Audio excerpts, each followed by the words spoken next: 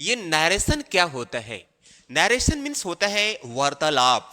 वार्तालाप यानी इसमें एक स्पीकर होता है और अपनी बात को यानी अपनी पूरी डिटेल ब्यौरा है, उसकी जो डिटेल बातें हैं उसके रिपोर्टेड स्पीच में रख दिया जाता है। आई मीन मेरा मतलब यह है, पहले के समझ लेते हैं कि नरेशन के दो पार्ट होते हैं, जिसे एक पार्ट को हम डायरेक्ट स्पीच बोलते हैं, दूसरे पार्ट को इनडायरेक्ट स्पीच बोलते हैं। मीन्स डायरेक्ट से इनडायरेक्ट बनाना होता है, जिसे आमतौर पर बच्चे बोलते हैं कि डायरेक्ट इनडायरेक्ट। तो नरेशन नहीं कहते हैं, सीधे बोलते हैं कि डायरेक्ट इनडायरेक्ट। ठीक है, तो नरेशन से निकला हुआ है डायरेक्ट और इनडायरेक्ट। तो डायरेक्ट स्पीच, इनडायरेक्ट स्पीच। ठीक, तो डायरेक्ट स्पीच इस वाले पार्ट को मीन्स जो सिंगल कॉमा से घिरा होता है उसे हम आरवी बोलते हैं। यानी इस वाले पार्ट को जो सिंगल कॉमा से यहां घिरा हुआ है, जो यहां पर जो ये सिंगल कॉमा से घिरा है, इसको आरवी बोलते हैं। आरवी का फुल फॉर्म हुआ रिपोर्टिंग वर्ब। ये आरएस वाला जो पार्ट, जो आरबी वाला पार्ट है, इसे हम बोलते हैं रिपोर्टिंग वर्ब। ये वाला पार्ट जो इन्वर्टेड कॉमा से घिरा हुआ है, इसे हम बोलते हैं आरएस, मीन्स रिपोर्टेड स्पीच। इस वाले पार्ट में एक सब्जेक्ट होता है जो अपनी पूरी डिटेल बात को इस इनडायरेक्ट स्पीच में रखता है। ठीक है, तो ये आरबी और आरएस आपको जुबान पर होना चाहिए। इस वाले पार्ट को आरबी बोलते हैं, इस वाले पार्ट को आरएस बोलते हैं। स्पीकर की कही गई टोटल स्टेटमेंट को इनडायरेक्ट आरएस में रखा जाता है, मीन्स रिपोर्टेड स्पीच में रखा जाता है। तो अगर हम नरेशन की स्टडी करने के लिए 5 सेंटेंस की नीड होती है। There are 5 kinds of sentences. 5 प्रकार के सेंटेंस होते हैं जिसके बेसिस पर हमको स्टडी करना है, अध्ययन करना है। जैसे फर्स्ट असर्टिव, जिसे हिंदी में स्वीकारात्मक बोलते हैं। इंटरोगेटिव, जिसे प्रश्नवाचक बोलते हैं। इंपरेटिव, आज्ञा सूचक बोलते हैं। ऑप्टेटिव, इच्छा सूचक। और एक्सक्लेमेटरी, विस्मयादिबोधक। तो ये 5 प्रकार के सेंटेंसेस पर हमें नरेशन पढ़ना है। इनमें से फर्स्ट ऑफ ऑल हम पहले टारगेट कर रहे हैं असर्टिव का। ठीक, अब असर्टिव के आधार पर नरेशन बनाने के कुछ रूल्स हैं, कुछ टिप्स हैं। क्या है कि आप जब असर्टिव पर डायरेक्ट से इनडायरेक्ट बनाएंगे तो दैट का मतलब की होगा। तो दैट का प्रयोग कनेक्टर के रूप में होता है। यानी जब डायरेक्ट से इनडायरेक्ट बनाएंगे तो इसमें दो दैट है, वो दोनों सेंटेंस को बीच में लॉक करेगा। उस दैट का वहां मतलब निकलेगा की। दूसरी बात कि इनडायरेक्ट बनाते समय सिंगल कॉमा, इन्वर्टेड कॉमा को रिमूव कर दिया जाता है। यानी कॉमा को बिल्कुल खत्म कर दिया जाता है, बिल्कुल हटा दिया जाता है। और देखिए, जब आरिफ, इंपॉर्टेंट पॉइंट यहां देखिए, जब आरबी का पार्ट प्रेजेंट या फ्यूचर टेंस में हो, ये पॉइंट सुनने वाली है। नहीं तो आप नहीं सुनेंगे तो फिर आप नहीं बना पाएंगे। आरबी का पार्ट प्रेजेंट या फ्यूचर टेंस में हो तो आरएस में प्रोनाउन के सिवाय किसी प्रकार का परिवर्तन नहीं होता है। क्या कहने का मतलब ये है, जैसे मान लीजिए ये वाला पार्ट है, ये वाला पार्ट,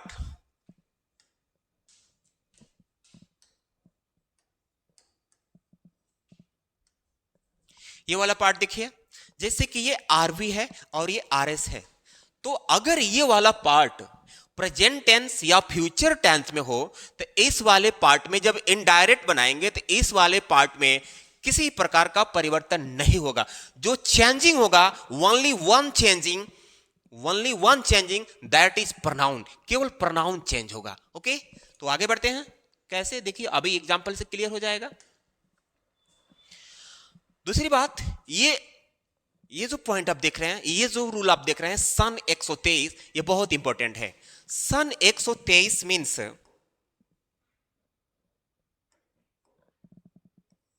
ठीक। अब यहां एस का मतलब सब्जेक्ट होता है, ओ का मतलब ऑब्जेक्ट और एन मीन्स नो, यानी सब्जेक्ट ऑब्जेक्ट नो। अब यहां जो आप देख रहे हैं 1 2 3, तो 1 का मतलब फर्स्ट पर्सन, 2 का मतलब सेकेंड पर्सन और 3 का मतलब थर्ड पर्सन। यानी फर्स्ट पर्सन के चेंजिंग सब्जेक्ट के अनुसार करना है, सेकेंड पर्सन के चेंजिंग ऑब्जेक्ट के अनुसार करना है, और थर्ड पर्सन के चेंजिंग नो यानी नहीं करना है। क्लियर। अब ये फर्स्ट पर्सन, जिनको भाई फर्स्ट पर्सन याद नहीं होगा तो यहां देख लीजिए, आई, वी, मी, माई, अस, ये फर्स्ट पर्सन की कैटेगरी में वर्ड्स आते हैं, यानी फर्स्ट पर्सन के वर्ड हैं। वी, यू, योर, ये सेकेंड पर्सन है।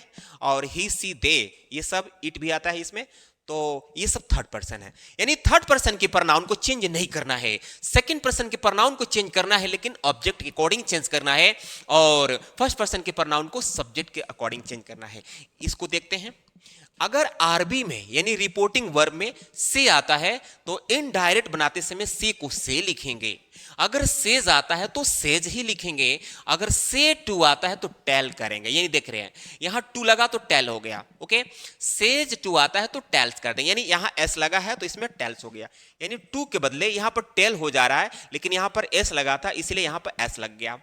विल सैल से हो तो विल सैल से लिखना है, लेकिन विल सैल से के बाद टू लगा हो तो विल सैल से तो रहेगा ही रहेगा, और से टू बदल जाएगा टेल में। तो हम इसके बेसिस पर काम कर रहे हैं। एग्जाम्पल देखते हैं। सी सेज टू मी, वह मुझसे कहती है, my father is going to America with your elder brother. ठीक है, अब इसे हमको बनाना है डायरेक्ट से इनडायरेक्ट बनाना है। तो ये वाला जो पार्ट है आरवी है, क्या भाई, आरवी। और ये वाला जो पार्ट है इधर वाला पार्ट जो सिंगल कॉमा से नहीं इन्वर्टेड कॉमा से घिरा हुआ है, ये आरएस है। तो इस पार्ट को पहले बनाते हैं। She says to me, actually क्या है ना कि आरबी में जो भी सब्जेक्ट होता है यहां पर उसको सेम कॉपी करते हैं। जैसे सी है तो यहां पर लिखेंगे सी। अब देखिए सेज टू लगा है तो इसको हम चेंज करेंगे टेल्स में। टू आएगा तो गारंटी के साथ यहां ऑब्जेक्ट आएगा। ऑब्जेक्ट में कुछ भी हो सकता है, जैसे मी, हिम, हर, यानी यहां पर ऑब्जेक्टिव केस का प्रनाउन होगा। तो यहां पर जो भी ऑब्जेक्ट होगा सेम कॉपी कर लेंगे। तो मी है तो यहां पर मी।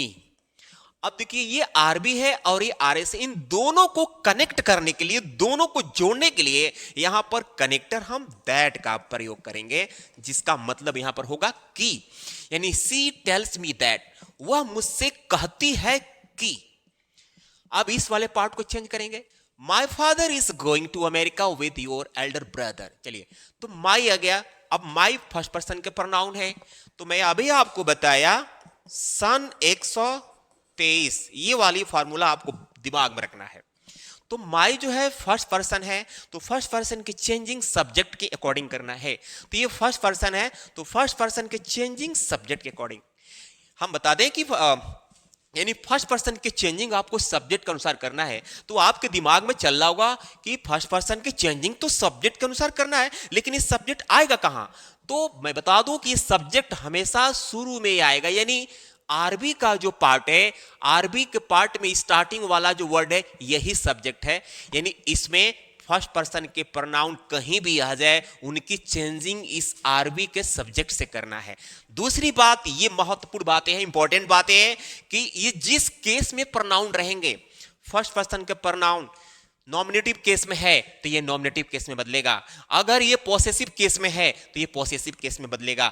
अगर ये ऑब्जेक्टिव केस में है तो ऑब्जेक्टिव केस में बदलेगा। इसी तरह से सेकंड पर्सन प्रोनाउन के साथ होता है। अगर सेकंड पर्सन का प्रोनाउन नॉमिनेटिव में है तो उसको हम ऑब्जेक्ट के अनुसार बदलते हैं। ठीक है, सेकंड पर्सन को ऑब्जेक्ट के अनुसार। अब आपके दिमाग में चल रहा होगा कि ऑब्जेक्ट आएगा कहां?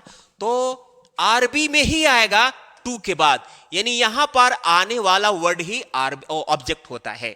तो सेकंड पर्सन को ऑब्जेक्ट के अनुसार, यानी इसमें सेकंड पर्सन कहीं भी आ जाए तो उसकी चेंजिंग जस्ट यहां से होगा। यहां पर कुछ भी हो सकता है, जैसे मी है तो हिम हो सकता है, हर हो सकता है, देम हो सकता है। ठीक है, तो सेकंड पर्सन को ठीक जिस तरह से मैंने बताया कि फर्स्ट पर्सन जिस केस में रहेगा उसी तरह सेकंड पर्सन जिस केस में रहेगा उसी केस में इसको बनाना है। तो चलिए, she tells me that, my first person है तो ये पॉसेसिव केस में है, तो जब यह पॉसेसिव में है तो सी का पॉसेसिव होगा हर। ठीक, तब यहां लिखेंगे फादर, हर फादर। अब टेंस तो चेंज होगा नहीं, क्योंकि ये वाला जो पार्ट है आरबी प्रेजेंट या फ्यूचर टेंस में हो तो इसमें किसी प्रकार का चेंजिंग नहीं करते हैं। करते क्या है, बस प्रोनाउन चेंजिंग करते हैं। बाकी इज है तो यहां इज लिखा जाएगा। गोइंग टू अमेरिका, ठीक है, अमेरिका, गोइंग टू अमेरिका। अब देखिए योर आ गया तो योर सेकंड पर्सन है, यहां देखिए अभी समझाया मैं, ये देखिए ये आपका सेकेंड पर्सन है, तो सेकेंड पर्सन ऑब्जेक्ट के अनुसार, तो सेकेंड पर्सन यहां पर आया हुआ है, तो सेकेंड पर्सन को हमें ऑब्जेक्ट के अनुसार बदलना है, यानी मी के अनुसार अकॉर्डिंग। तो किस केस में है, तो पॉसेसिव केस में है। तो ये भी कहता है कि मैं सेकेंड पर्सन हूं, मैं पॉसेसिव केस में हूं, तो तुम भी पॉसेसिव केस में बन जाओ, यानी योर पॉसेसिव है तो मी का पॉसेसिव होगा माई, यहां पर होगा माई, ठीक है। और elder brother, elder brother, okay. Next example देखते हैं। यहां देखिए, I shall say they are enjoying freely in the pond, मैं कहूंगा वे लोग पॉन्ड में यानी तालाब में आजादी से एंजॉय कर रहे हैं, यानी आनंद मना रहे हैं। चलिए, ये आरबी और ये आरएस, आई को आई चेंज करेंगे, आई को आई लिखेंगे, सैल से को सैल से चेंज करेंगे। अब यहां पर टेल नहीं होगा, क्यों? टेल तभी होगा जब यहां पर टू आएगा। जैसे यहां पर देखिए टू आया था तो मैंने यहां पर ये टेल किया था, लेकिन यहां पर टू नहीं है तो हम टेल नहीं लिखेंगे, से है तो से लिखें। अब यहां पर कनेक्टर हम लिखेंगे दैट, ओके। दैट लिखने से ये सिंगल कॉमा, इन्वर्टेड कॉमा, इधर का कॉमा सब हट गया। अब इस वाले पार्ट को बनाएंगे, दे आया, तो दे कौन सा प्रनाउन है? थर्ड पर्सन का प्रनाउन, तो third person pronoun no changing, third person pronoun को नो चेंजिंग, चेंजिंग इसको नहीं करेंगे, तो दे को दे लिखेंगे, आर को आर ए लिखेंगे। इसमें इसमें किसी प्रकार के चेंजिंग है ही नहीं, ठीक है। अगला एग्जांपल देखते हैं।